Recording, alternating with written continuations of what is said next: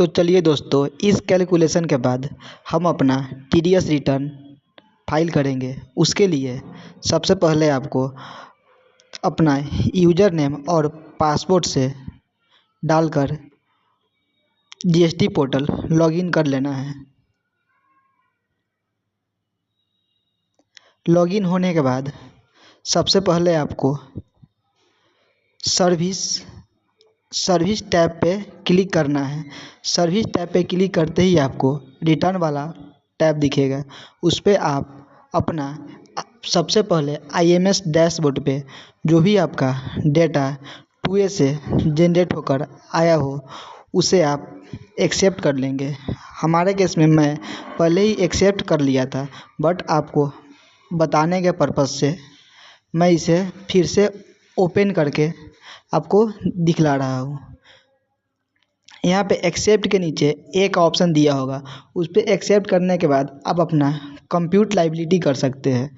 आप जैसे ही अपना लाइबिलिटी कंप्यूट करिएगा तो ये जो इनवॉइस आप एक्सेप्ट किए हैं वो आपके 2B में दिखने लगेगा।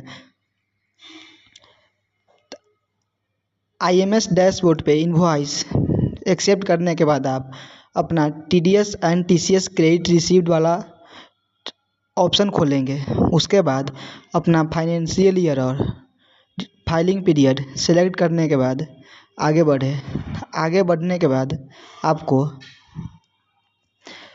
उसके जस्ट नीचे TDS and TCS credit received का ऑप्शन दिखेगा, जिसे क्लिक करते ही आपको नीचे टीडीएस क्रेडिट रिसीव्ड दिखेगा। मेरे केस में मैं ई कॉमर्स ऑपरेटर का रिटर्न भर रहा हूँ तो उसमें टीडीएस तो नहीं ही रहता है। उसके नीचे टीसीएस क्रेडिट रिसीव्ड होगा, जिसमें जिस भी प्लेटफॉर्म पे सेल किया होगा वो दिखेगा। उसमें आप आसानी से सबको एक एक करके सिलेक्ट कर सकते हैं। सिलेक्ट करने के बाद आप एक बार दूसरे पेज में भी जाकर देख लें, उसमें भी कुछ डेटा हो तो एक साथ ही सिलेक्ट कर सकते हैं।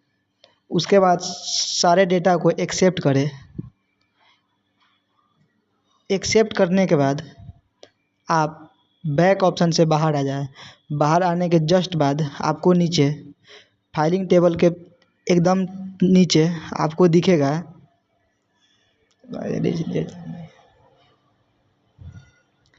जनरेट समरी, जिसे आपको जनरेट करना होगा।